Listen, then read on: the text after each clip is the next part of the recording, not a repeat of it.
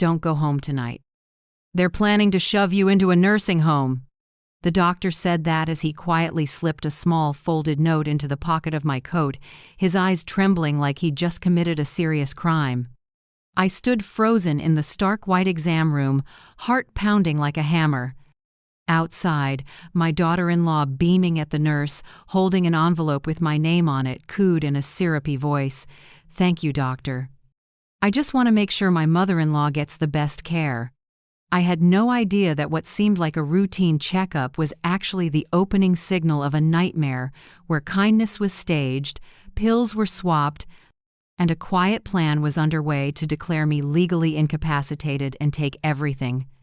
But what my daughter-in-law didn't expect was that little note would become the weapon that destroyed the entire scheme and turned the hunt she was about to start into a tear-soaked sentence for herself.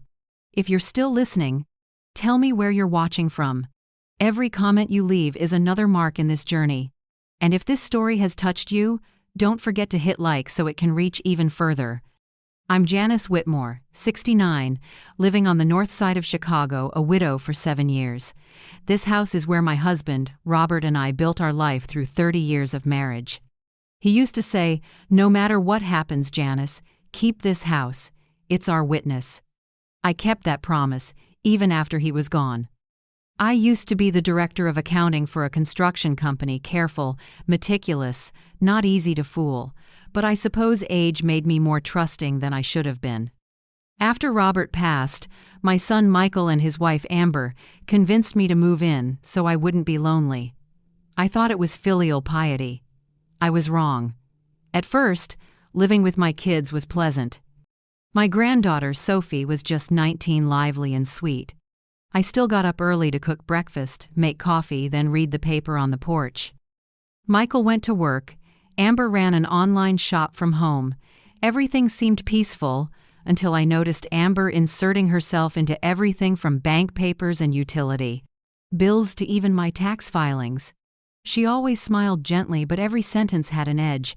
"Mom, just let us handle it. You forget a lot." "I'll help so it's faster." I never forgot, not because my mind was sharp, but because I've long been used to people flattering you right before they strike. That checkup went like all the others. I chose Dr. Henry, who's monitored my health for more than 20 years. He's the quiet, steady type, always thorough with questions, but today was different. The moment I stepped into the room, the air felt strange.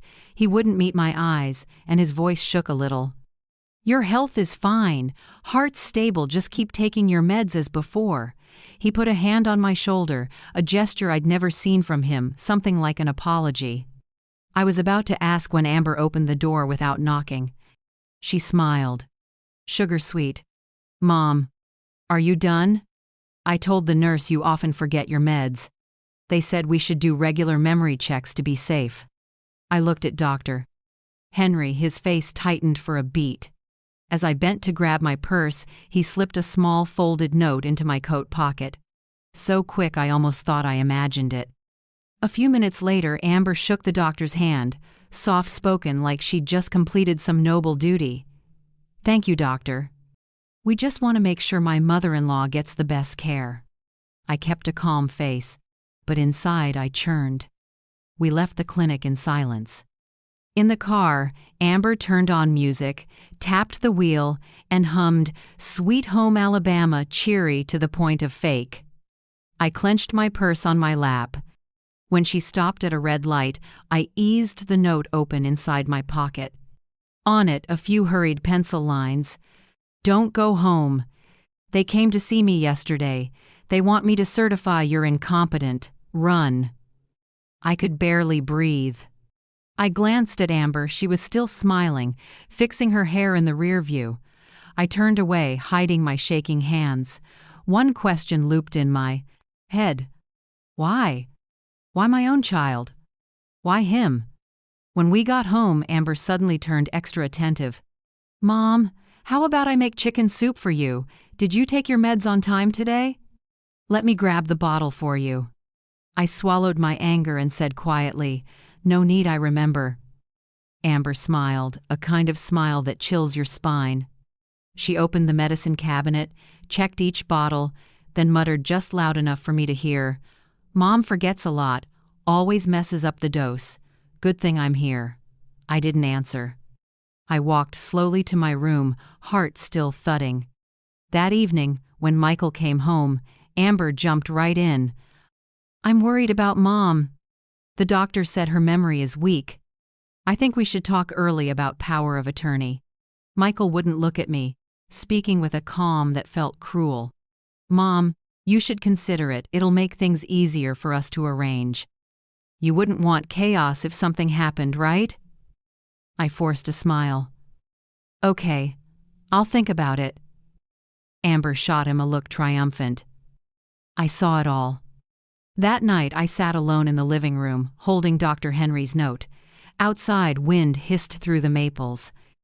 The house that used to be warm felt strangely cold, as if it knew something terrible was coming. I opened the safe and looked at what was left of Robert's things, some insurance papers, stock certificates, and the financial ledger only I knew the code to. I put everything back carefully. A vague fear rose in me, but beneath it was a low, steady flame. I would not let anyone take what Robert left me. As I was getting ready for bed, I heard Amber and Michael in the living room. I stood behind the door, heart clenching. "Amber, if Mom signs the transfer, the house goes to you. I've got it ready. As for the insurance, we just need the doctor to certify she's incompetent and it's done." Michael, "You sure? What if she figures it out?" Amber, "She's old, doesn't remember anything, and if she does, I'll handle it, trust me." I went numb. It felt like someone was crushing my chest. I slipped back to my room, tears falling before I could wipe them. "Doctor." Henry's note in my hand was damp with them. I knew I had to do something, not for revenge but to survive. I opened the closet, took out a small suitcase, and packed only the most important things: passport, savings book, our old wedding photo, and a USB with the original will I'd backed up. Each item felt like a piece of my life being cut away, wrapped up, ready to leave the place I once called home. Before closing the suitcase, I looked around the room, every photo, every book, every cup. Everything still carried Robert's presence. I whispered to myself, "I'm sorry, Robert, but I won't let them erase me from my own life." I tucked Dr. Henry's warning note into my coat pocket and stood before the mirror. The woman there wasn't a frail old lady anymore. She was someone ready to fight for the truth. I knew that from this moment on, I wasn't Michael's mother anymore. I was a woman being hunted by her own family, and deep down, I sensed this war would end in tears, but not mine. In the days that followed, the air in the house grew suffocating. I began noticing the small details I used to overlook, details that, under the light of Dr. Henry's note, turned chilling. That morning, when I walked into the kitchen, I saw Amber holding my heart meds, oddly intent. She smiled when she noticed me. "Mom, you're up early." "I'm just checking your pills, didn't want them past expiration." I stepped closer and took the bottle. The label was brand new, the name matched, but the dose was listed at double my usual. I asked, keeping my voice even, "Who changed this label?" Amber smiled sweetly. "I took it to the pharmacy for you. The pharmacist said this one works better." "You forgot, didn't you?" "Works better." That phrase echoed in my head, like a nasty refrain. I knew I hadn't forgotten. I was pretending. I nodded, acting grateful, and when she turned away, I hid that bottle in a drawer and swapped back the old one. After that, Amber turned strangely thoughtful. She made breakfast, tidied my room, even brought herbal tea to my bed every night. But her voice was so sugary it raised goosebumps. "Mom, drink this so you sleep better. You've been forgetful lately, probably stress," I answered with a thin smile. I knew she was building a case of a forgetful old lady, so one day she'd have evidence in court that I lacked legal capacity. At night, when Michael got home, they talked for ages in the living room. I sat upstairs with the light spilling over the railing, catching bits and pieces. Assisted living, psychologist, Cognitive evaluation, the sooner the better. I shivered. They were preparing. Carefully. Step by step. A few days later, Michael started talking a lot about elder care, like he was comparing insurance plans. "Mom, I think we should find a place where a doctor can check on you every day. Amber and I are busy. What if you faint? I read about a high-end nursing center in Evanston. There's a pool, a garden." I asked slowly, "You think I should go soon?" "I just want you to get better care." It sounded reasonable, but the way he avoided my eyes said otherwise. It wasn't concern, it was relief. I looked at Sophie. She sat quietly, afraid to speak. She used to chatter about school. Now she only forced a smile and slipped away. I knew Amber had planted ideas in her head. Grandma is declining, needs supervision. Isolation seeped into every meal.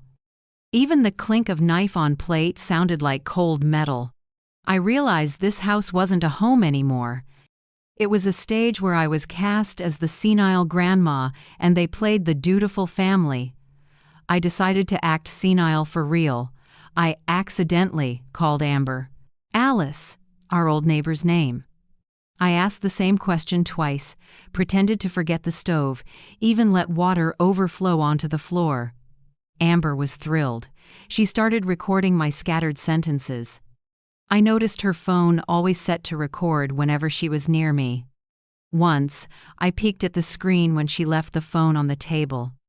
The recorder list had dozens of files named "Mom Forgets Again," "Confused About Date," "Talks Nonsense." I smiled to myself. "Record away, Amber. Soon you'll see what you actually captured." One night, I was lying in bed when I heard Amber on the phone in the hallway. The door was slightly ajar. Her voice came through clearly. "No, I don't want any more delays. She won't last much longer anyway. The longer we wait, the messier it gets." I went cold.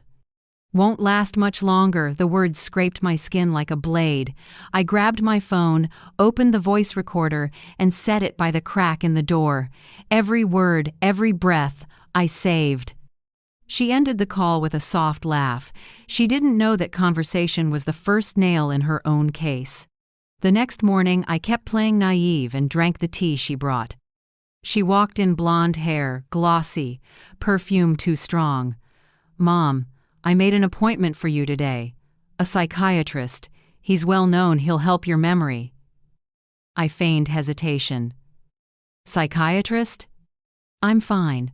It's just an assessment, simple. He'll ask a few questions." I nodded. Sometimes the best way to expose a liar is to let them believe you believe them. Amber drove me to a clinic in the suburbs. Small building, new sign, a doctor's name I'd never heard. The room felt icy, no medical files, just a desk, a computer, and a young man in glasses. He didn't look at me and spoke fast. "Do you forget often? Ever get lost in your own neighborhood?" Amber answered for me. "Yes. Last week she went to the market and forgot the way home." I smiled weakly. "Oh, sure. And I even forgot my husband's name." He didn't catch the sarcasm. He scribbled, then handed me a form to sign. A quick glance, nothing about memory testing. It was a general consent. But at the bottom there was a line for guardian signature. I pretended to lose focus and signed outside the box so my signature couldn't be used as evidence. Amber frowned and I murmured, "Sorry, my hand's shaky." As we left, she put an arm around me, voice sweet and sinister. "It's okay, Mom. Just a screening." "Let me handle it." I stared into the hallway mirror. An older woman with bright eyes holding a storm. I said silently, "Go ahead, Amber." "I'll handle it too, my way." That night, I sat by the window listening to rain tick on the awning. Inside, Amber and Michael talked about taking a vacation. They laughed like there'd never been a note slipped into my pocket. I opened my phone and replayed Amber's line. "She won't last much longer." Her voice in the dark sounded hollow like a crypt. I gripped my phone. Time to bring in someone who knew the law better than they did. I opened my contacts and found Grant Meyer, the older attorney who'd helped Robert and me with investments years ago. I called. His voice was rough, familiar.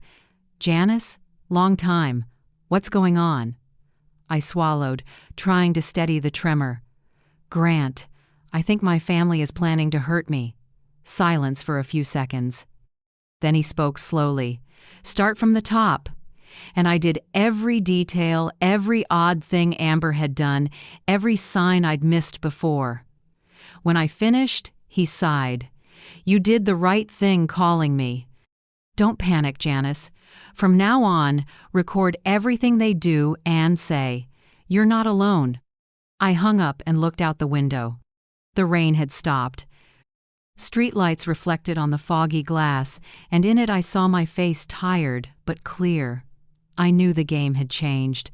If Amber wanted to make me the one who forgot, I'd make sure. She forgot what safety feels like. In the days that followed, the air in the house grew suffocating. I began noticing the small details I used to overlook. Details that, under the light of Dr. Henry's note, turned chilling. That morning when I walked into the kitchen, I saw Amber holding my heart meds, oddly intent. She smiled when she noticed me. "Mom, you're up early. I'm just checking your pills, didn't want them past expiration." I stepped over and took the bottle. The label was brand new, the name matched, but the dose was listed at double my usual. I asked, keeping my voice even, "Who changed this label?" Amber smiled sweetly. "I took it to the pharmacy for you. The pharmacist said this one works better." "You forgot, didn't you?" "Works better." That phrase echoed in my head like a nasty refrain. I knew I hadn't forgotten. I was pretending. I nodded, acting grateful, and when she turned away, I hid that bottle in a drawer and swapped back the old one. From that day on, Amber became unusually attentive. She cooked breakfast, cleaned the room, even brought herbal tea to my bedside every night. But her voice was so sweet it gave you goosebumps. "Drink the tea, Mom, it'll help you sleep. You've been forgetful lately, probably just stress," I answered with a thin smile.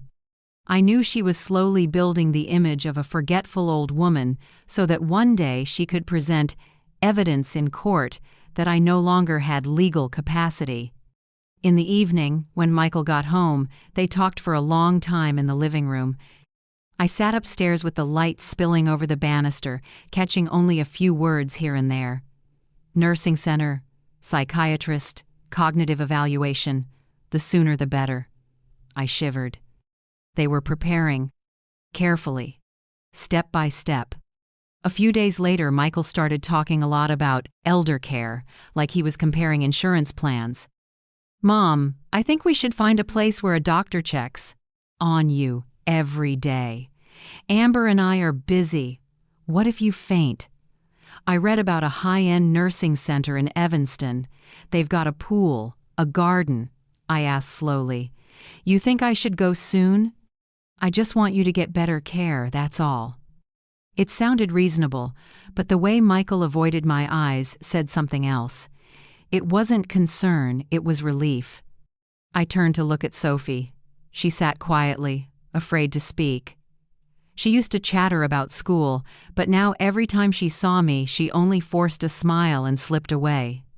I knew Amber had planted something in her head that Grandma was declining and needed supervision. The feeling of isolation crept into every meal. Even the sound of a knife hitting a plate felt like cold metal. I realized this house wasn't a home anymore. It was a stage where I was cast as the senile old woman and they played the decent family. I decided to pretend to be truly forgetful. I deliberately called Amber Alice, the name of an old neighbor. I repeated a question twice, pretended to forget to turn off the stove, even let water spill onto the floor. Amber was delighted. She started recording my scattered sentences. I noticed her phone was always set to record whenever she was near me. Once, I quietly glanced at the screen when she left the phone on the table. In the recordings list were dozens of files titled "Mom Forgets Again," "Confused About Date, Talks Nonsense." I smiled to myself. "Keep recording, Amber." Soon you'll see what you've captured. One night, I was lying in my room when I heard Amber talking on the phone in the hallway. The door was ajar, and her voice came through clearly. "No, I don't want to delay anymore. She won't live much longer anyway. If we wait, everything gets more complicated." I went numb. "Won't live much longer," the words scraped through my head like a pair of shears against skin. I grabbed my phone, opened the voice recorder app, and set it near the crack in the door. I captured every word, every breath. Amber ended the call with a soft laugh. She didn't know that conversation was the first piece of evidence for her own scheme. The next morning I kept playing naive and drank the tea Amber brought. She walked into the room, blonde hair gleaming, perfume way too strong. "Mom, I booked a doctor for you today. A psychiatrist. He's really well known, he'll help your memory." I feigned hesitation. "A psychiatrist? There's nothing wrong with me. You just need an evaluation, super simple. He'll ask a few questions." I nodded. Sometimes the best way to expose a liar is to let them believe you believe them. Amber took me to a clinic in the suburbs. A small building with a new sign, a doctor's name I'd never heard. The moment I walked in, a chill ran down my back. The room had no medical charts, just a desk, a computer, and a young man in glasses. He didn't look at me and spoke quickly. "Do you forget often? Ever get lost in your own neighborhood?" Amber stood beside me and answered for me. "Yes, last week she went to the grocery store and forgot the way home." I smiled weakly. "Oh, sure.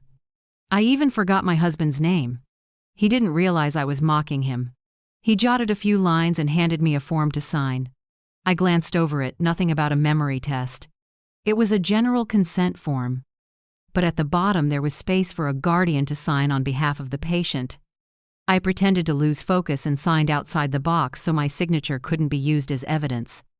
Amber frowned, and I softly apologized. "Sorry, my hand's too shaky." As we left, she put an arm around me, her voice sweet to the point of menace. "It's okay, Mom, just a checkup. Let me handle it." I looked straight into the hallway mirror. An older woman with silver hair, eyes bright but holding a storm. I whispered in my head, "Go ahead, Amber. I'll handle it too, in my way." That night, I sat by the window, listening to rain tick on the awning. Inside the brightly lit house, Amber and Michael were talking about a vacation. They laughed as if no note had ever been slipped into my coat pocket by Dr. Henry. I opened my phone and replayed Amber's line, "She won't live much longer." Her voice in the dark sounded cold and hollow, like a crypt. I gripped my phone. It was time to bring in someone who knew the law better than they did. I opened my contacts and found the number for Grant Meyer, the older attorney who'd helped Robert and me with several investments years ago. I dialed. His voice was rough, familiar. "Janice, it's been a while. What's going on?" I swallowed, trying to steady the tremor in my voice. "Grant, I think my family is planning to hurt me." There was silence on the other end for a few seconds. Then he spoke slowly.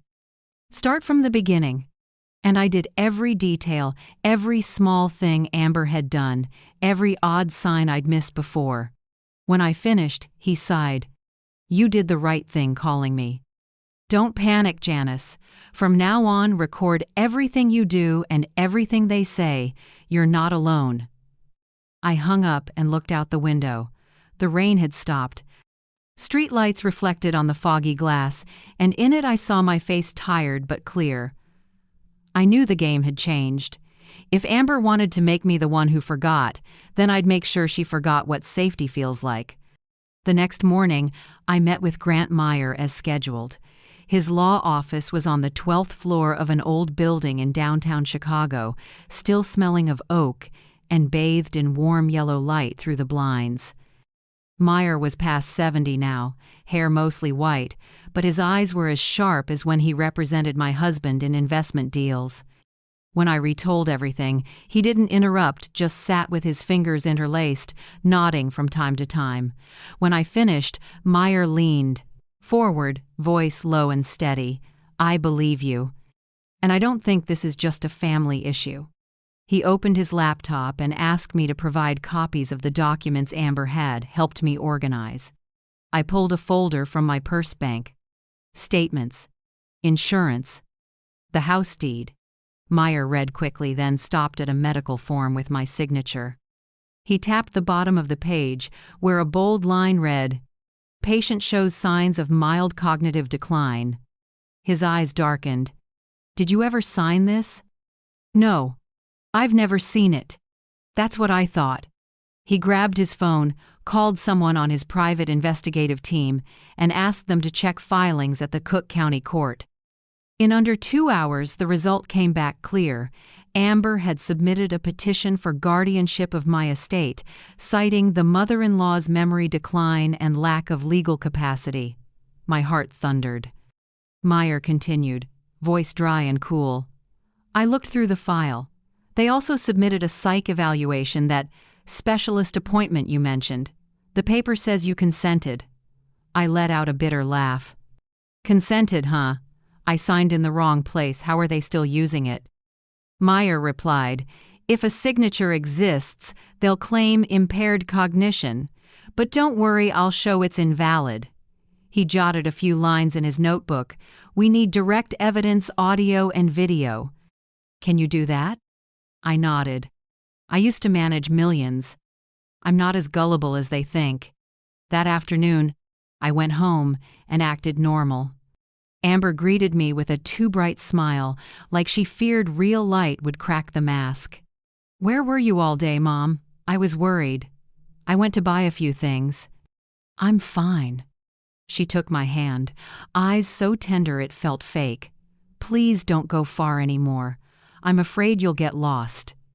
I just smiled. In my head, a plan was forming. That night, I opened a wooden drawer and took out 3 mini cameras I once used to monitor job sites. I planted one in the living room, one in the kitchen, and one on the bookshelf in the study, the spot where Amber often made calls. They all fed into a separate hard drive hidden in an old cookie tin. For the first 3 days, I acted like nothing was happening. I still smiled, still asked how they were, still let Amber take care of me. But inside, I quietly recorded every word, every look, every tiny move. On the 4th afternoon, when Amber went out, I checked the memory card. The video was grainy, but the audio was clear. She was on the phone, sounded like her private attorney. "Yes, please prep the transfer documents. The Lakeview house will be in my and Michael's names." My mother-in-law already agreed. "We just need a doctor to confirm she lacks capacity." "Yes, I'll email the medical records and a copy of the will." "And don't forget, I need legal paperwork so I can sell it right after my name is on it." Amber's voice was even cold, without a hint of hesitation. She talked about me like a product nearing its expiration date. I clenched my fist, rage spreading, but reason pulled me back.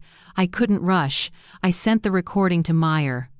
He replied briefly, "Good. Let them expose everything themselves. Don't change your behavior."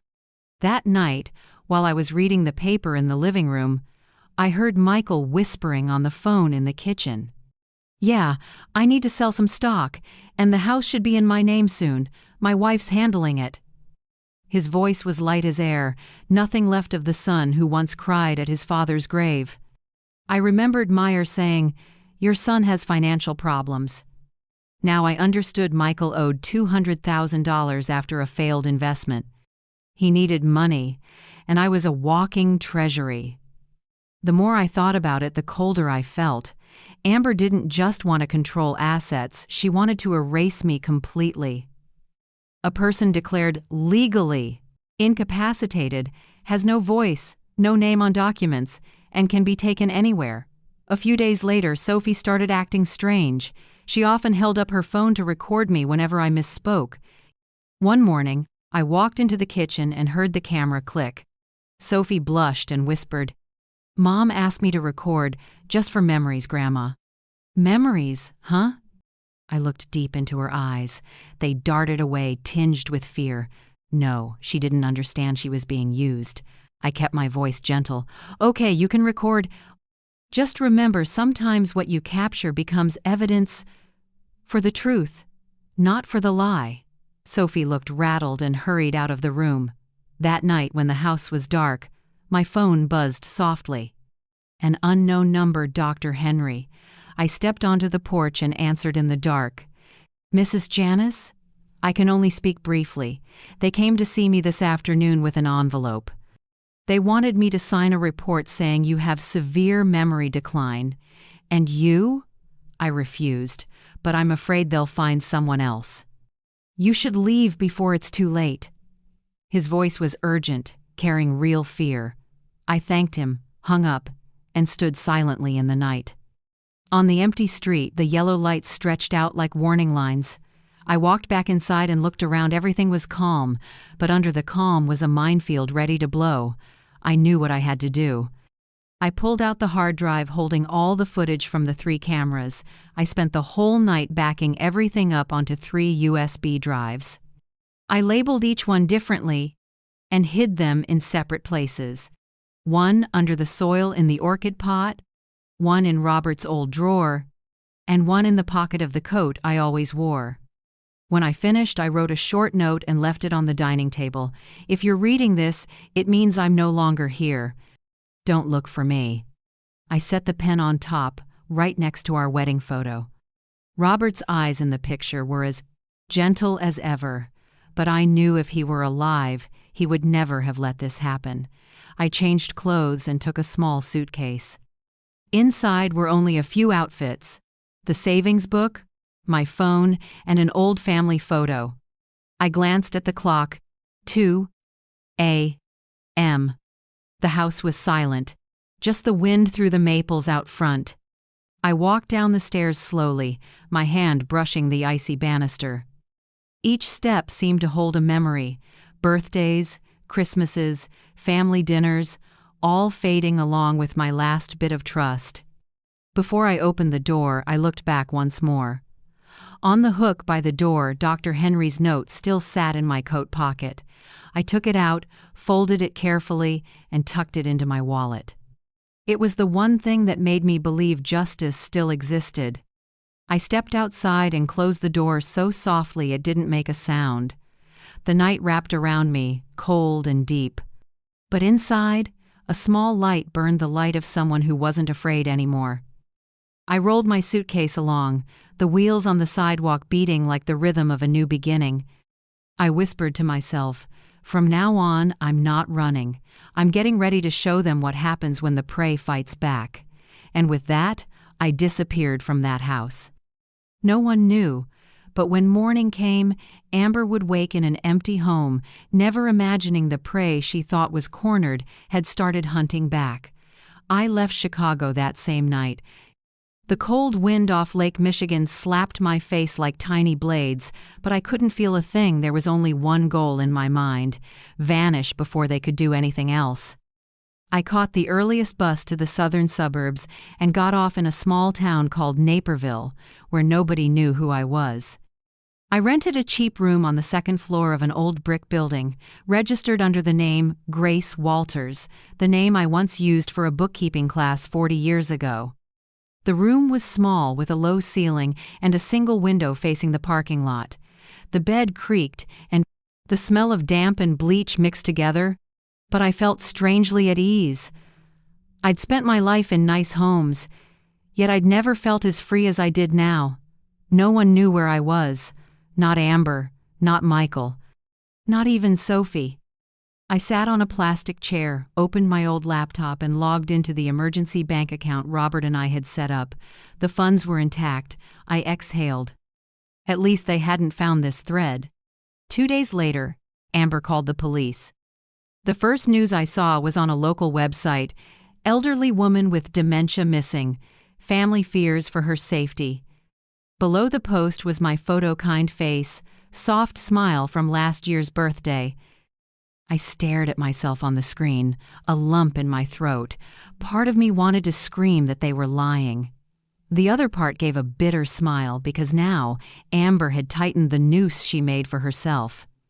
She pretended to be worried, crying on camera, her hands trembling as she held my photo, voice breaking. My mother went somewhere in the night. She didn't take her phone, no money. If anyone sees her, please call us. Mom, I just want you to come home. Amber thought fake tears could hide her guilt, but the truth always finds its way back. Do you believe it that justice, even late, still arrives? Tell me how you feel in the comments. I sat in the dark motel room, watching that image on an old TV, feeling sad, angry, and strangely pitying all at once. Amber was a better actress than I'd thought. She knew exactly how to make the world believe she was the dutiful daughter-in-law worried about a confused mother-in-law, but there was one person she couldn't fool: Grant Meyer. From Chicago, Meyer kept working quietly. He contacted a private investigator, a former cop named Harris, to team up. Meyer called me on the safe number we'd set, one ring, then hang up, like a signal that everything is fine. 3 days later, he sent an encrypted email. Amber opened an additional credit card in your name. Total debt, $18,600. We've collected the evidence. I trembled reading that line. She didn't just want the house, she wanted to destroy my name and credit, to turn me into someone legally incapacitated in the eyes of the law. I replied briefly, "Thank you. I'll stay quiet." Saturday night, I turned on the TV for the news. On screen was Amber, light makeup, red-rimmed eyes, hands clasped during a live interview. "I just hope someone helps us find my mother. She could be out there, lost, not remembering who she is." She paused, bowed her head, voice catching. Next to her was Michael, looking tired, but without a single real tear. A ticker ran along the bottom. "Whitmore family asks community to help find missing person." I looked at my own eyes on the screen and felt a stab inside. The name Whitmore, my life's pride, had become a cheap media ticket. Then I saw Sophie. She stood behind Amber, and her eyes were truly swollen from crying. When the reporter asked, she said softly, "I just want my grandma to come home." I lifted my hand to the screen without realizing it, tears slipping down my face. Sophie was still the child I'd held in my arms, the only light in that family. But I couldn't show up. Not now. If I returned, all the evidence would lose value, and every plan would collapse. That night, I couldn't sleep. I wrote to Meyer to say I was safe and would keep in touch through the encrypted inbox. I also asked him to send an anonymous envelope to Sophie's house, just a single note that read, "Don't believe everything you hear. I'm still here, and I love you." No signature. I knew she would understand. A week passed. I lived quietly in the small room. By day, I walked to the shop near the bus stop for canned food. At night, I opened my laptop, read the news, and took notes on every detail about my disappearance. Every time Amber's face appeared on TV, I thought, she's tightening the rope around her own neck. I remembered what Meyer said, "If you want to catch a liar, let them talk as much as possible." And Amber was talking, non-stop. One afternoon, Meyer sent me Harris's first report. It was only 10 pages, but every line cut deep.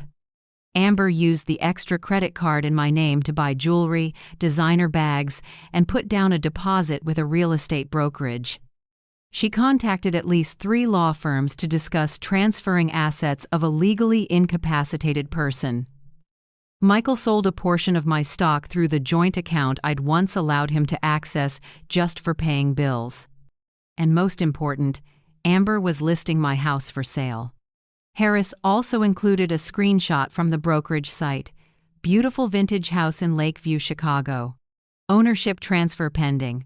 A beautiful vintage home in Lakeview, Chicago. Ownership transfer pending." Right below was the asking price, $1.2 million. I stared at that number, and my heart twisted. Not because of the money, but because of the memories. Every brick, Every stair in that house held the sweat and love of Robert and me, and now it was being listed like merchandise by the very person who used to call me Mom. I sent Meyer a short line, "Thank you. Don't act yet. Let them finish the first con." He replied immediately, "Understood. We'll let them write their own indictment." I closed the laptop and looked out the window. The sunset washed the suburban sky red. Kids played in the courtyard, their laughter echoing between old buildings. I wondered if Sophie still laughed like that. I whispered, "Give me a little more time, Sophie. When everything is clear, I'll come home." Then I drew the curtains, turned off the light, and sat quietly in the dark. It wasn't fear anymore, it was the patience of someone who knows she's on the right side of the truth. The first autumn wind slipped through the doorframe, carrying damp earth and dry leaves. I closed my eyes and imagined Amber signing the sale contract, still smiling with confidence. She didn't know every signature was turning into a fingerprint of guilt, and somewhere out of her sight, I, the woman she thought was senile and gone, was gathering every piece to bring justice back. I stayed in Naperville for nearly 2 more weeks, quietly tracking Amber's every move through Meyer's updates. She was moving fast, too fast, and that was the fatal flaw of someone who thinks she's already won. One morning, Meyer called me to a small office he'd rented to work off the radar. When I walked in, he was there with a cold cup of coffee and a thick stack of files. The warm light from the window cut deep lines into his weathered face. "Janice," he said, "I've watched all the videos you recorded. There's a clip where Amber opens the safe and takes out the house papers and savings book. That's strong evidence, but we need one more blow to end this for good." I sat quietly, feeling my heartbeat slow. Every time he said "end," I struggled to breathe, not from fear, but because I knew the price of justice is never small. "What do you want me to do?" I asked. Meyer took a sip, eyes brightening. "Let her stab herself. You'll write her a handwritten letter, gentle, affectionate. Say you're sorry, that you trust her, and you're ready to sign a power of attorney. That will be the perfect bait." I looked at him without speaking. I'd never acted in my life, but now, if I wanted the truth back, I had to become the best actress fate ever made. That night, I sat at the old wooden table in the room and wrote each word with a deliberately shaky hand. "Dear Amber, I know I've worried you lately. I just want peace and don't want to trouble anyone. I've thought a lot, and I understand you only want to help. If you still want to, I'm ready to sign a financial power of attorney. I trust you to take care of everything for me. Love, Mom, Janice." I folded the letter, slipped it into an envelope, and addressed it in slightly slanted handwriting, enough to look like a truly tired old woman. The next day, I mailed it and sent Meyer a short note. It started. Just 2 days later, exactly as he predicted, Amber called Meyer in a trembly voice asking if he could set up a meeting to help Mom sign the legal power of attorney. Meyer calmly said he'd support the process to ensure everything is lawful. He messaged me right after, "They bit. Be ready. I'll wire the recording gear." I read the message and smiled. My hands shook, but from adrenaline, not fear. It was time to step back into the role of frail Janice that Amber believed in. The day before the meeting, Meyer came to my room. He brought a silver vintage watch, simple on the outside, but with a tiny mic inside, connected to a recorder in his jacket. "Just wear it. Don't talk much, let them talk," he advised. I nodded, brushing the watch face.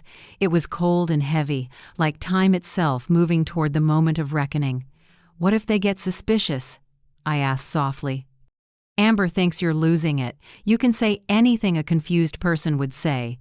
Let them believe it one more time." The signing was set at the house, the home that used to be my haven.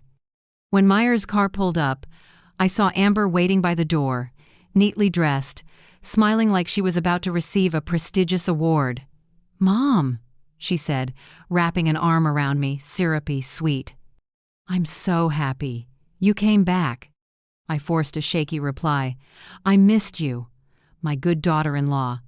Meyer followed with professional calm. Amber led us to the living room, the papers already laid out. Michael sat beside her, silent, eyes dodging mine. This is the power of attorney, Amber said, setting the packet on the table, her voice quivering with excitement. Once you sign, Michael and I will manage everything for you.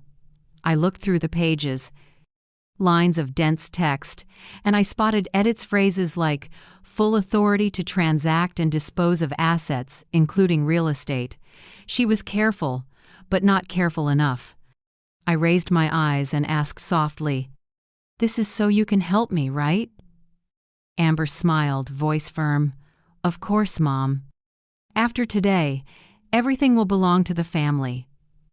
Belong to the family.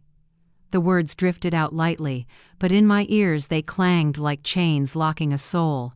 I gave a weak smile and picked up the pen. I made my hand shake on purpose, scrawled a crooked line, and signed way below the designated line.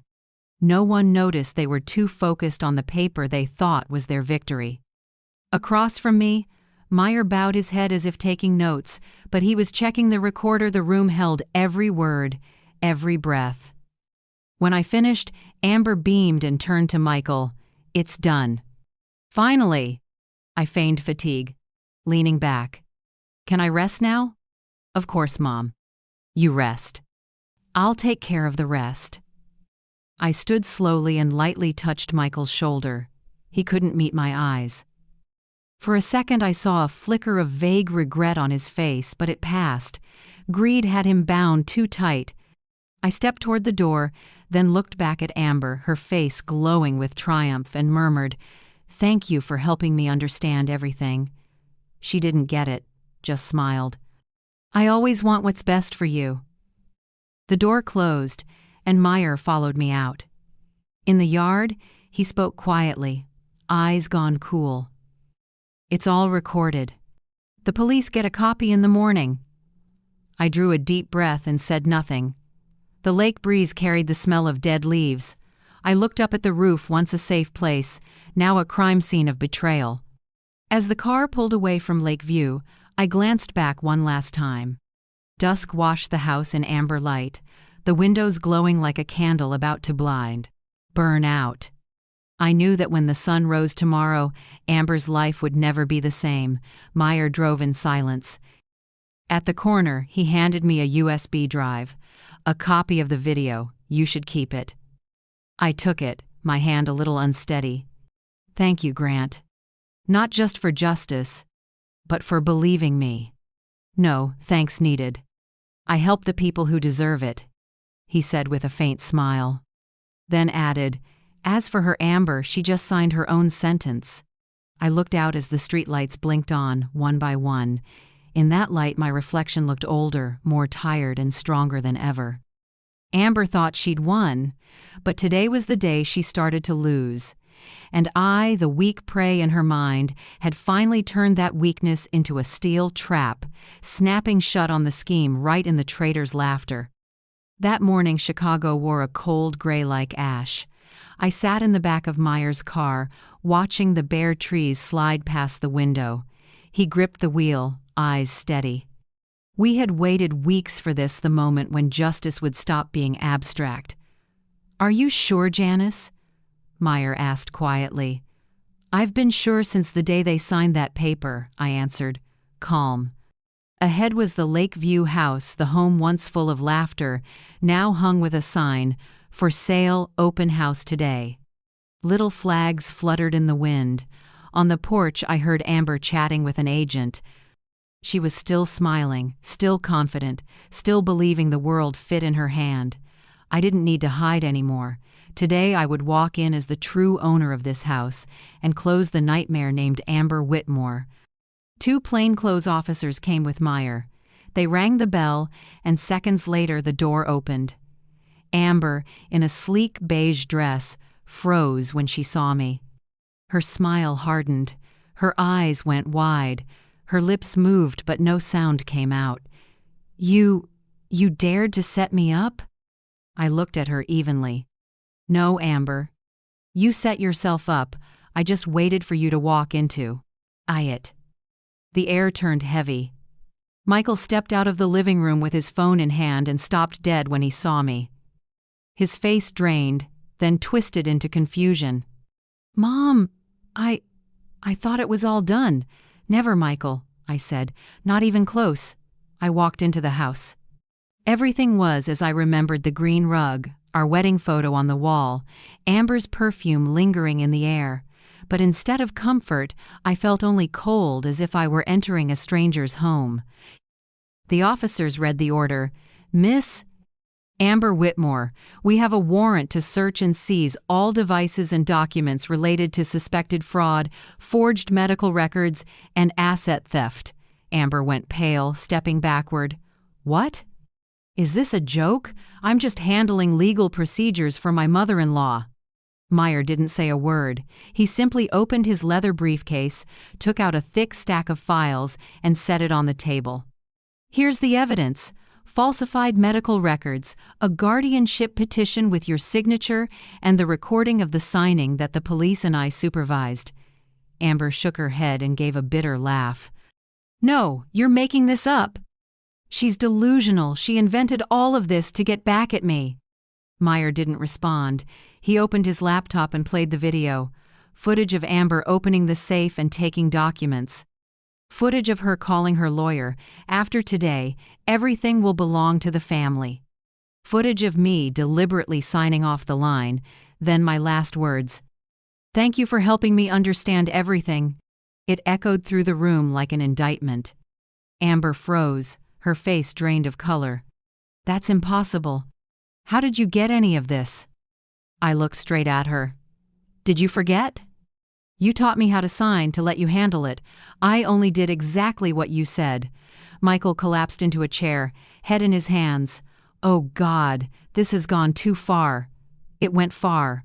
I said slowly, when you agreed to let them open a credit account in my name, when you stayed silent while they forged records. He said nothing, just bowed his head, his shoulders shaking.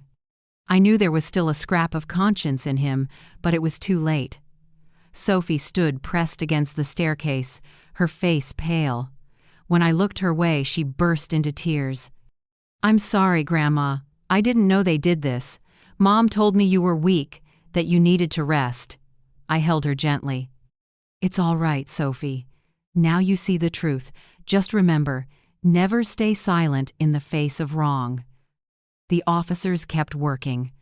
One collected the computers, another took the hard drives, phones, and a pile of papers spread across the table.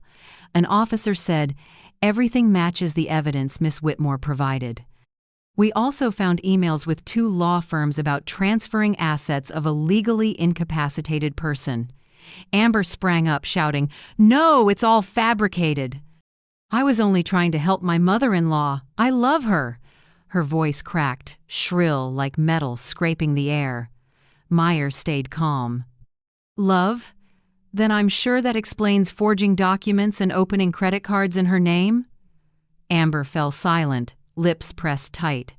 Right then, Dr. Henry walked in. He wore a long coat and carried the original files. Seeing him, Amber nearly screamed, "What is he doing here?" Dr. Henry looked at her, sad more than angry. "I'm here to tell the truth. You came to my office and asked me to sign a false statement that Miss Janice had dementia. You said I would be properly compensated. I refused, and I reported it." Amber trembled. "You're lying. I only asked for an opinion." He shook his head. "I still have the recording. You clearly said, if the doctor agrees to sign, I'll send a $5,000 gift. Would you like to hear it?" Amber stepped back, her mouth open with no words coming out. The officers moved in with handcuffs. Michael didn't resist. He turned to me, his voice hoarse. "Mom, I'm sorry." I looked at him, eyes wet. "I forgive you, Michael, but you'll pay for your silence. Your silence hurt me more than any words." The officers read the arrest rights. "Amber and Michael Whitmore, you are under arrest for fraud. forging medical records, and conspiracy to seize assets. Amber screamed, "I did everything for this family, for this house." I stepped forward and met her eyes. "No, Amber, you did everything for greed, and that greed burned your family down. When the patrol car pulled away, the house fell quiet again. Wind rattled the for sale sign until it tilted." I stood on the steps, my hand trembling not from fear, but from the weight of loss. Sophie hugged me hard, her head pressed into my shoulder. I stroked her hair, my voice tight. "Don't cry anymore, honey, we still have each other. We'll start again from here." Meyer came over, laid a hand on my shoulder, and said softly, "You did what few people have the courage to do." I gave a tired smile. "It wasn't courage, Grant, it was that I had nothing left to lose." He was quiet for a moment, then nodded. "Either way, justice prevailed, and you're still the one who came out on top." I looked out at the old street where the noon light was slipping through the trees. "On top?" I said slowly. "No, Grant. In family wars, nobody really wins. There are only wounds and costly lessons." A tear fell warm and heavy, but this time it didn't carry fear. It was the tear of a mother grieving and at peace because at last the truth had been spoken. "I'm not crying because I lost. I'm crying because I'm strong enough to stop fearing betrayal by my own." In less than 2 weeks after the arrests, my story was everywhere from local news sites to national TV. Headlines blazed across bright screens. A 69-year-old mother exposes daughter-in-law's plot to seize assets. Elderly woman exposes daughter-in-law's elaborate inheritance fraud. At first, I stayed quiet. Plus, I didn't want to be at the center of a media storm. But then I realized this wasn't just about my life. It was about thousands of others. People who'd been deceived, used, pushed out of their own homes just because they were old and too trusting. One morning, a national network invited me onto a show called Truth Uncovered. The host, a sharp, middle-aged woman, asked me, "Miss Janice, what kept you from collapsing when you discovered your family's betrayal?" I gave a small smile and looked straight into the camera. Because I knew if I stayed silent, people like them would keep hurting others. I couldn't save my son's marriage, but I could save other mothers from the same tragedy. The interview aired on Saturday night. I didn't expect it, but within 24 hours the clip hit more than 2 million views. The comments poured in, "She's proof that justice still exists." "My son took my pension too, now I know I'm not alone. I hope we all find the courage Miss Janice has." I read every line, eyes blurring. Not out of pride, but because my pain had finally become a voice for the forgotten. In the days that followed, I received hundreds of letters and emails from older adults across America. A 72-year-old man wrote, "My daughter forged my signature to take out a loan. I thought I was the only fool. Now I know I'm not." A woman in Texas shared, "My son-in-law forced me to sign a power of attorney. You gave me the courage to speak up." I spent many nights reading them, heartbroken and grateful. I understood that my story was no longer a private tragedy but a warning to society about elder abuse within families. But Amber didn't stop. From the detention center, she hired a PR firm to fight back, spreading claims online that I had episodic memory loss, that I was manipulated by attorney Meyer to fabricate the story. A few tabloid sites began posting murky headlines. "Is Miss Janice really lucid?" The truth behind the victim who exposed her daughter-in-law. I read them with a bitter taste. The world prefers doubt over belief, especially when the truth-teller is an older woman. But I wasn't angry. I only felt pity because they didn't understand I didn't need words to prove anything. I had the truth. Meyer visited and set a packet on the table. "They want to play public psychology. Let me handle the media." I shook my head. "No, Grant, I want to do it myself." The next day, I released the results of an independent psychiatric evaluation from a major hospital. It stated plainly, "Patient Janice Whitmore, Clear cognition, no signs of dementia. Mental state stable, responses logical and lucid. I posted it with a short line on social media. I don't need anyone to prove I have a memory. I just need everyone to know that the cruel usually want us silent. Within hours, public opinion flipped. News outlets amplified the evaluation. Comments flooded in.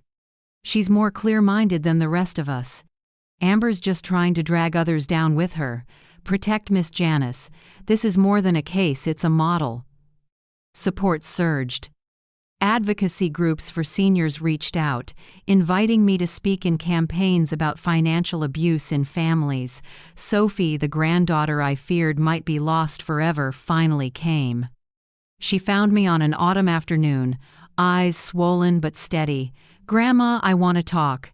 We sat in a park where wind moved through bright red leaves. With trembling hands, Sophie pulled out an envelope. I signed a witness statement. "I'll tell everything I saw. I owe you that." I squeezed her hand. "Thank you.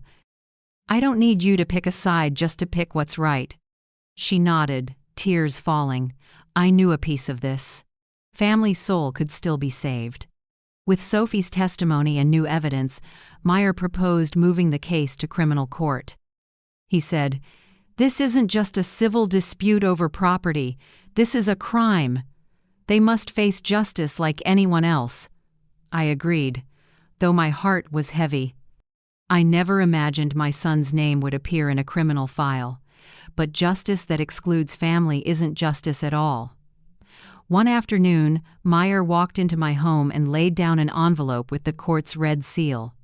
"The criminal trial is officially set, June 15th. I touched the paper. It felt cold as metal. That day, I would no longer be a silent mother. I would be the witness to my own life, a woman betrayed and underestimated, who stayed clear-headed enough to reclaim her name. I looked up at Meyer, my voice steadier than ever. "Good. That day I won't cry. I'll speak for everyone who's been treated like me." Outside, early summer wind carried the scent of lavender from the small garden. I knew the road ahead was long, but the darkness had begun to recede. And this time, I would walk into court not as a victim, but as a woman carrying the light of truth. June 15th came faster than I expected. That morning, Chicago shone bright, the kind of light people call the light of truth. I stood before the Cook County Courthouse, gripping Robert's old leather wallet. Meyer stood beside me, calm as always, though I sensed a deeper gravity in his eyes. "Are you ready?" he asked. "I've waited for this day too long," I answered, oddly calm. The courtroom was packed. The gallery held reporters, cameras, and older folks who'd written to support me. Many carried small signs, "Justice for Janice." As I entered, I saw Amber at the defense table. She wore a black dress, hair pulled back, makeup light. Her eyes darted away. Beside her sat Michael, gaunt, hands trembling. I drew a deep breath. In that moment, I felt the bitter truth of this tragedy. Everyone here had once been family. When the trial opened, the prosecutor rose, voice firm. "Your Honor, this is a case of fraud, falsified medical records, and organized asset theft. The victim, Miss Janice Whitmore, was targeted by her own daughter-in-law and son, who used sophisticated methods to strip her of all control over her property. Today, we present the evidence." Amber sat still, hands clenched. When invited to speak, she stood, voice tight as if to cry. "Your Honor, I'm not a criminal. I only wanted my mother-in-law to be better cared for. She forgets things, often can't remember if she took her medication. I did this out of concern." Her voice shook, but no tears fell. A murmur ran through the gallery. I looked at Meyer. He gave a slight nod, let the truth speak. The prosecutor hit play, and a large screen lit up. First video, Amber swapping the label on my heart medication, doubling the dosage. Then her opening the safe, pulling papers, and making calls. Next, the signing scene with her voice clear as day. "After today, everything will belong to the family." The courtroom went silent. The prosecutor turned to Amber. "Do you deny this is your voice?" Amber bit her lip and said nothing. Myers stood and spoke slowly. "This video was recorded legally by Miss Whitmore and me, with law enforcement oversight. Not a single detail was edited." A soft ripple of reaction moved through the audience. Then it was Michael's turn on the stand. He looked like someone who hadn't slept in days, sunken eyes, voice so low he needed the mic. I admit I was wrong. I let Amber control me. She said if I didn't help, she'd leave me and take Sophie. I was weak. I was wrong." The prosecutor asked, "Do you know that forging documents and defrauding someone of their assets is a criminal offense?" "I know, but I thought no one would find out." I looked at him, my heart splitting. In my memory, Michael was a good boy who loved books and helped me bake. Now there was only a man bowing his head in shame. Sophie was called next. She wore a white shirt, hair tied low, clutching a stack of papers. Standing before the court, she trembled, but her voice was clear. "My grandmother has never had dementia. She's more clear-headed than all of us. My mother made everything up. I only did what she said because I was scared," the judge asked. "Do you have any evidence for your statement?" "Yes. I heard my mom talk with my dad about making Grandma seem confused. I also saw her switch Grandma's medication." The room buzzed. Sophie lowered her head, tears rolling down. I couldn't help it, my tears fell too, but they were tears of relief, because she had chosen the truth. Finally, Dr. Henry took the stand. He slowly removed his glasses, his voice steady, each word distinct. "Defendant Amber Whitmore came to see me and asked me to sign a false certificate stating that Miss Janice had severe cognitive decline. She said she would pay if I would help finish a family matter.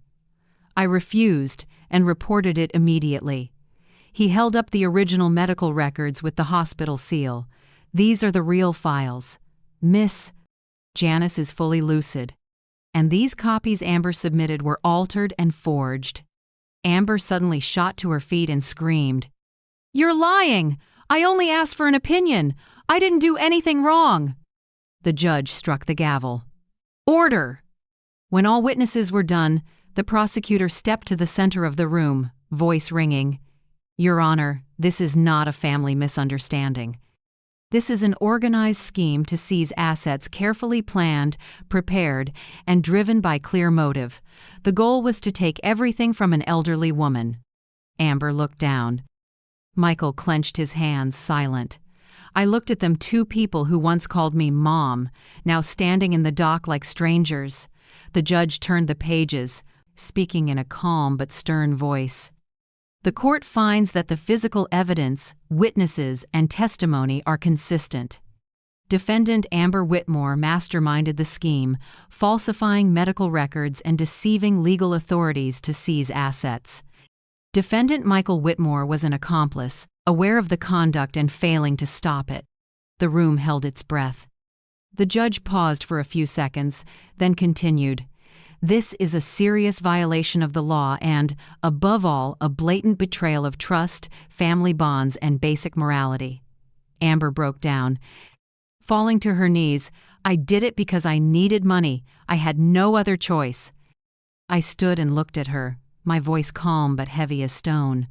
"And I need justice." A long, suffocating silence. No one said another word. At last, the judge spoke. The court sentences Defendant Amber Whitmore 12 years in prison for fraud, forging medical records, and conspiracy to seize assets. Defendant Michael Whitmore 9 years in prison as an accomplice. The court also issues a lifetime protection order for Miss Janice Whitmore under the Elder Protection Act. The gavel struck 3 times clear, final, irreversible. Amber collapsed into her chair, wailing. Michael sat motionless, hands covering his face. I closed my eyes and let the echo of the gavel ring through me like a bell closing a chapter. I didn't feel joy or triumph, only relief because at last the truth had been spoken and justice had a place to stand. Meyer laid a hand on my shoulder. "You did it, Janice. They'll never hurt anyone else again." I nodded and said softly, "Thank you, Grant." Not because I won, but because justice did. I walked out of the courtroom.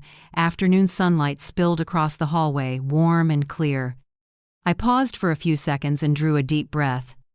Outside, someone whispered, "Miss Janice won the case." I smiled. Not the smile of victory, but of someone who finally sees light after years in the darkness of betrayal. I returned to the old house on a quiet early autumn afternoon. Late sun laid a thin gold layer across the porch. A breeze gently stirred the time-worn window. The house that had been a crime scene of fear now held only emptiness and peace, the kind of peace I'd paid for with tears, with shattered trust, and with years of losing and finding myself again. I walked slowly through the living room, my hand brushing the armchair where Robert, my husband, used to read the paper every morning. Dust veiled our old wedding photo, but his eyes still looked at me as kindly as ever. I spoke in my heart, "It's over now, Robert. I kept our home, and more than that, I kept myself." Sophie moved in with me. She wasn't the naive college kid led around by her mother anymore. She was different now, grown, grounded, with a courage in her eyes I'd never seen before. In the mornings, we made coffee, tended the roses out front, and sorted through old files. At night, we sat together while she helped me finalize the legal work to restore the title to my name and set up long-term protections. Once, while stacking papers, Sophie said quietly, "Grandma, I've read all the articles and comments about you. People call you a symbol of justice." I smiled gently. "I'm no symbol, Sophie. I'm just an old woman who refused to let others speak for me." She hugged me and whispered, "To me, you're a hero." But I knew my story couldn't end with the sentence. I didn't want the pain to sink and be forgotten like so many other cases. I had been a victim. I knew how lonely that felt. So I started the Silver Shield Foundation to provide legal, emotional, and financial support for older adults abused by family. Meyer helped with the paperwork. Dr. Henry advised on medical matters. At first it was just 3 of us, then dozens of volunteers joined. I opened a hotline so people cheated by their children, kicked out of their homes, or pressured to sign papers could call for help.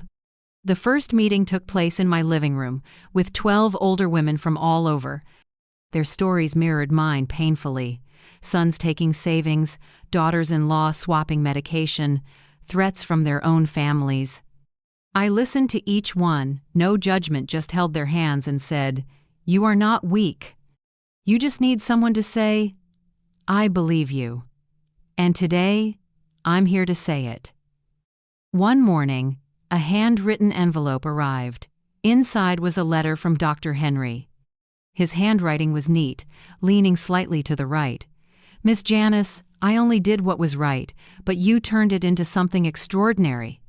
I've been a doctor for more than 30 years, and I've never seen courage that earned my respect like this. Thank you for reminding me why I chose medicine in the first place, to protect people from injustice, not only from illness." I folded the letter, tears slipping down. Not just from emotion, but from realizing that every kind act, however small, reaches farther than we imagine. As Silver Shield's counseling settled into rhythm, many came to me for advice. A 74-year-old woman from Ohio said she was afraid to sue her son because he's blood.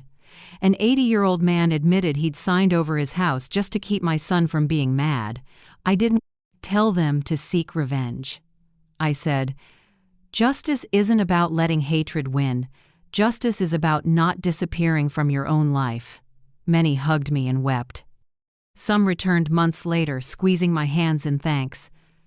For the first time in years, I felt my pain had purpose. I learned something deep. The scariest thing isn't losing money, it's being made to believe you're worthless. Amber had tried to make me believe I was old, confused, and useless. She nearly succeeded if I hadn't opened that small paper. Dr. Henry slipped into my coat pocket. Now I keep that paper in a little wooden frame by my bed, not to relive the past, but to remind myself never to stay silent before injustice, no matter how small. Life now is simple. In the mornings, I make coffee and read the paper with Sophie. In the afternoons, we walk the dog in the park. Sometimes, someone recognizes me and comes to shake my hand. "You're Miss Janice, right?" "Thank you. Your story gave me the courage to stand up." I just smile. I didn't do anything big. I only told the truth. I'm not afraid of being alone anymore. Loneliness can be a gift. It gives you space to hear your own heart. One evening, while we watched the news, Sophie turned to me, eyes shining. "Grandma, they're calling you the grand heroine, the hero of the forgotten." I laughed and patted her head. "Hero, nothing. I'm just someone who knows when to say, 'Enough.'" Sophie hugged me, voice small but sure. "To me, you'll always be my hero." I squeezed her hand and looked out the window, streetlights shimmering like stars. In that moment, I knew my life had come full circle. No more bitterness, no more fear, only gratitude and the belief that light always wins over darkness. I reclaimed my life not through revenge, but through peace. That night was unusually quiet. The house held only the steady tick of the clock and warm yellow light on faded walls. I sat at the desk with a blank sheet of paper, an old fountain pen, and a steaming cup of tea. I meant to write a letter not to send, but to finally say what I had never fully said. "Dear, I kept our home." Just 7 words, and my tears fell. This house is sweat and youth, the winters, when you worked extra night shifts to finish the mortgage. The summers we painted the fence and planted the maple by the porch. I remember each piece of memory the morning you took me outside and smiled gently, saying, "Never sign anything if you don't fully understand it." Back then, I laughed and thought you were too cautious. Who could have known that one reminder would save me decades later? Without you, without that line, I might have signed the power of attorney, lost everything, the house, my name, and myself. I kept writing, slowly, as if talking to someone still sitting across from me. "You know what? It's over now. Amber and Michael have paid the price. But I'm not angry anymore. In this house, there is only peace, the peace you always wanted for me." I set down the pen and looked around the living room. Our wedding photo was still in its old place, and beside it, something new. The paper Dr. Henry slipped into my pocket. I'd placed it in a small wooden frame next to your picture, not just because it saved me, but because I want it as a symbol of warning and kindness. Every time I look at it, I hear Dr. Henry's trembling voice from that day. "Don't go home tonight. They're planning to put you in a nursing home. If he hadn't had the courage to warn me, I wouldn't be here. I wouldn't have had a chance to reclaim my life. I used to think only grand gestures could save someone, but no, sometimes a small warning can save an entire life." Many nights I still see you in my dreams, standing on the porch, in soft yellow light, smiling as you always did. You don't say anything, just nod, as if to tell me, "I know, you did it. I believe you're still watching, somewhere, quietly smiling." I don't cry when I think of you anymore. My heart softens, like a warm hand resting on my shoulder. I've also learned to forgive Michael, not in a day, but little by little. At first, I thought I couldn't. Every time I remembered his eyes when the cuffs went on, my chest tightened. But then I understood forgiveness isn't to set them free, it's to set me free. I carried that pain too long. Now I don't want to punish anyone. I just want to live the rest of my life light and calm. Sometimes Michael writes from prison short letters in scrawled handwriting. "Mom, I'm sorry. I don't expect your forgiveness, just that you won't hate me." I've never replied, but I keep them all, because deep down, I know when someone can say, "I'm sorry," they've begun to pay. Sophie keeps telling me I should write my story, Do you know people need to hear it so they can believe justice is still alive? I only smiled. But that night, sitting at the desk, I realized she was right. No one understands a story better than the person who lived it, and if I don't tell it, what I went through will remain a hidden scar, never seeing the light. So I began to write. On the first page, I wrote the title, "The Paper That Saved My Life." The memoir isn't a tale of pain, it's a thank you to the husband who taught me clarity, to the doctor who dared to speak truth, to Attorney Meyer who stood by me, and to the granddaughter who chose justice. I wrote each moment not to rekindle hate, but to prove that goodness never goes out as long as we hold on to it. Sometimes I think, maybe Robert would smile reading these lines. He always said I was the strongest woman, even when I didn't believe it. Now maybe for the first time in my life I understand what he meant. It was late. I folded the letter and set it inside the frame. Outside, night wind brushed the maples, a soft rustle. I looked at our wedding photo, two young people holding hands, eyes full of trust. "I did it, Robert," I whispered. "Not only kept this house, but kept the person you once loved." Then I turned off the light, stepped onto the porch, and looked up at the glittering night sky. Maybe, somewhere among the stars, you're still looking down, still watching me, and smiling. I didn't expect that just a few weeks after my story was published in magazines and aired on TV, hundreds of letters would start arriving at my home. They came from all over America, from crowded cities to quiet small towns. The mail carrier knew me so well, he smiled every morning. "Mrs. Whitmore, there's another whole bag of letters today." I spread the letters out on the kitchen table, the smell of new paper mixing with the scent of morning coffee. Each envelope was a life voices once pressed down, now rising through shaky lines of ink. A 68-year-old woman in Florida wrote, "Because of you, I had the courage to leave my son's house. He used to control all my pension. Today, I'm starting over with just a small rented room, but I feel free." Another letter from an elderly man in Oregon. "I used to think I was weak for letting my daughter take over my finances. But when I heard your story, I realized I can still stand up for myself, even at 80. I read every line, my heart heavy yet strangely warm." They weren't writing to a celebrity. They wrote to someone like them, someone who had been hurt, dismissed, yet still strong enough to keep going. In the evenings, Sophie helped me sort the letters into small boxes. Each box had a label, "Thank you," "Shared stories," "Seeking help." While taping them up, she said, "Grandma, people are coming to you like they would to family. They trust you." I looked at her and smiled. I'm not a therapist, and I'm no hero. I'm just someone who used to be scared and learned that fear fades only when we dare to speak. From those letters, a new idea took shape. Sophie suggested we create a website just for older adults facing abuse. "Grandma, we can use the internet to connect them. You tell stories so well you can write guides and share what you've learned." I hesitated. Technology has never been my strength. But Sophie smiled. "Don't worry, I'll handle the tech. You just speak from the heart." And so, Silver Shield Online was born, a small space filled with hope. We shared articles, hotline numbers, legal rights guides, and true stories from people who had overcome. In only 3 months, the site reached more than 10,000 visits. Every day, messages arrived.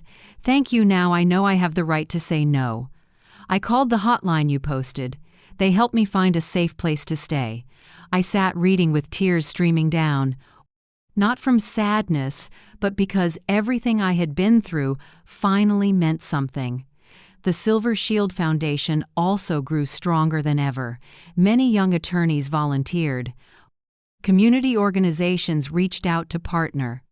Some businesses even funded branch offices in 4 other states. I never imagined that one day I, a woman once dismissed by her own family as useless, would become a voice for those forced into silence. Speeches, workshops, TV interviews, I didn't shake anymore. Whenever I stood on stage and saw faces lined with age but lit with hope, I said something simple.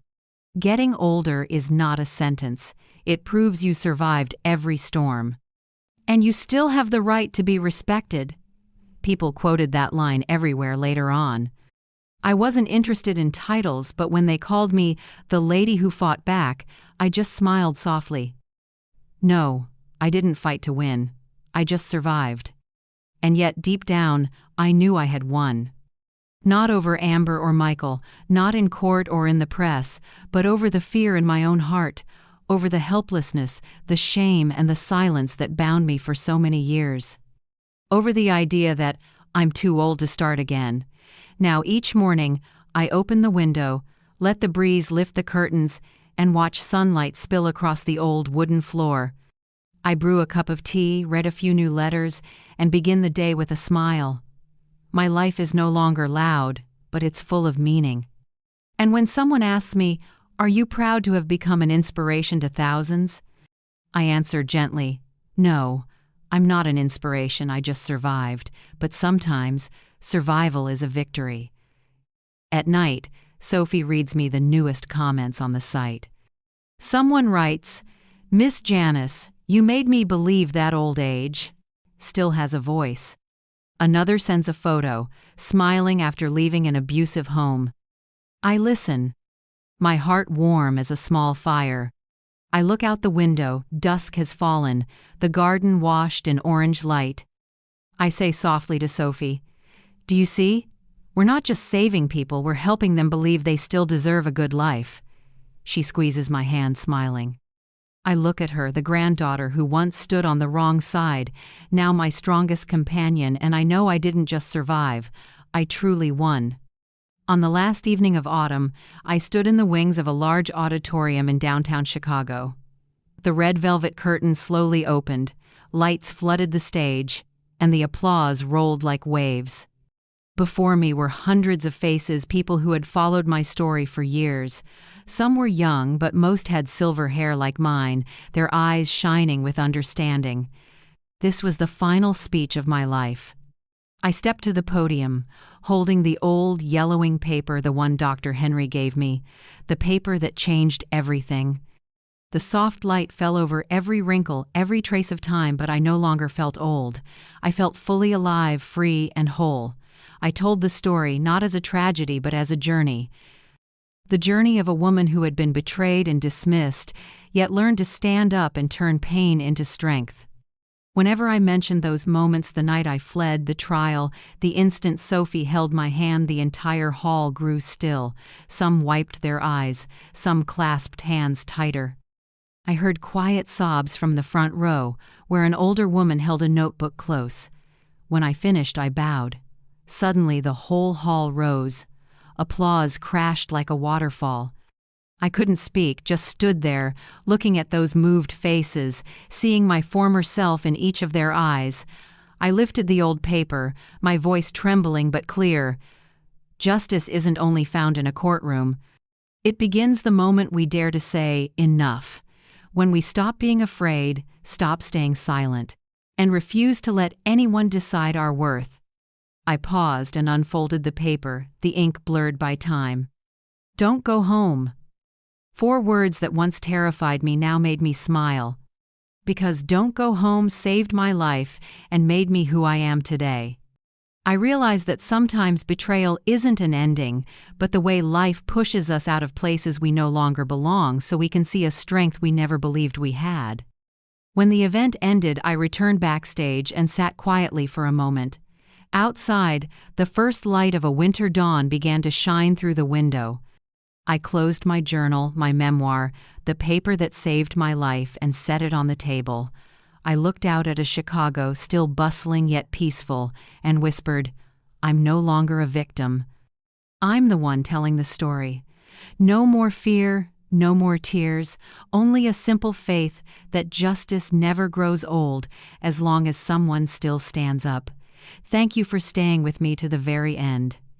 If you have ever witnessed injustice, been hurt, or been silenced within your own family, please share your story in the comments.